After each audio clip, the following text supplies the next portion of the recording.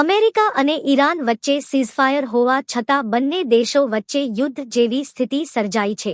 પ્રાપ્ત થતી માહિતી અનુસાર ઈરાને હોર્મુઝ સ્ટ્રેટમાં અમેરિકન ડિસ્ટ્રોયર યુદ્ધ જહાજો ને નિશાન બનાવીને મિસાઇલ હુમલા કર્યા બાદ અમેરિકાએ આક્રમક જવાબી કાર્યવાહી કરી છે. અમેરિકન સેનાએ ઈરાનના કેશમ અને બંદર અબ્બાસ સ્થિત સૈન્ય ઠેકાણાઓ પર બોમ્બમારો કર્યો છે. અમેરિકન પ્રમુખ ડોનાલ્ડ ટ્રમ્પે આ હુમલાઓને લવ ટેપ ગણાવી ઈરાનને કડક ચેતવણી આપી છે.